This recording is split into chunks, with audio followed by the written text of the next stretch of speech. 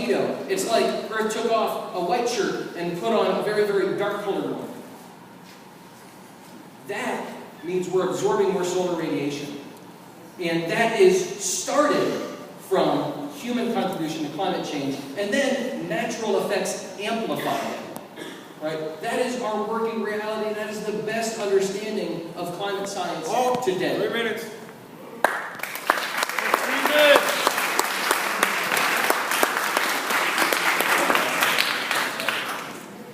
All right, I'm going to move out of the realm of science and move more towards economics now. Again, to implement the left's vision of, reducing our CO2 is going to result in massive changes in lifestyle for U.S. citizens, including you. Okay? It's going to require you to make changes in the way you live, and of course, eventually you kids are going to graduate and go, well, hopefully you'll go to work, but you never know in this country nowadays. Okay? But those of you that are going to work are going to pay taxes, and they're going to pay for this scheme. Okay? And it's going to, as I said, it's going to be paid for by the rich countries. To think that you're going to get money from these African countries and South America, okay, to do this is foolish.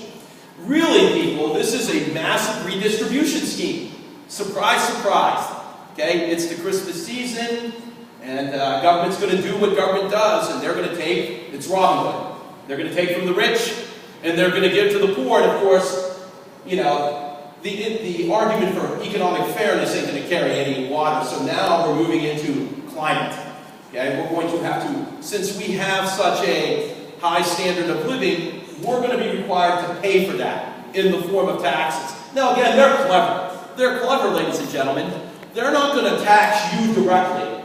They're going to make the power companies pay. Okay? They're going to make the power companies pay. But you people know that companies don't pay taxes. Because what are the companies going to do? They're going to pass their cost, which doesn't matter whether it's material, okay, or whether it's a tax. They're going to pass their costs down to us. We're all going to have to pay for that in the form of higher energy costs. You kids like to run the air conditioner, okay? When it's 100 degrees here, I don't think you people don't want to have your air conditioner on. Okay? But the cost to run that air conditioner is going to increase substantially. And U.S. President Obama pledged to cut our emissions, okay, in 2050 to those equal that the United States generated in 1910. He's agreed to do this. That's when there were only 92 million Americans. In 2050, there's going to be 420 million Americans. So he's going to expect more people to produce less carbon. It simply isn't going to happen. It simply isn't going to happen. Okay? Per capita, the emissions would be approximately what they would have been in 1875.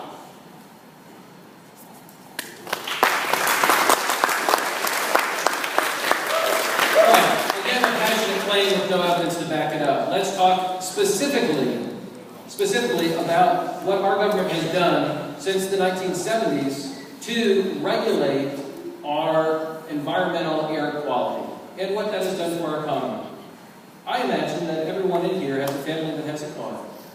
Yet your cars also have catalytic converters that are a government enforcement trying to convince you to pollute less. And guess what? It has worked. And you all still have cars.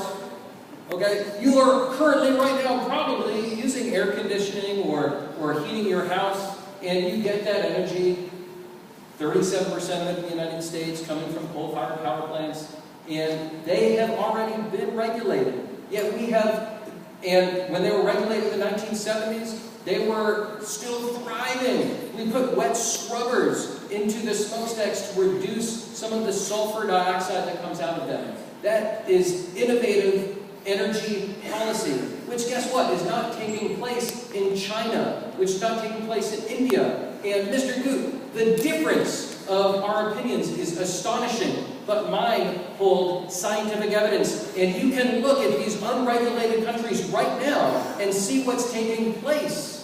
right? Where people are literally now buying oxygen tanks to walk around outside, where you can't see in China right now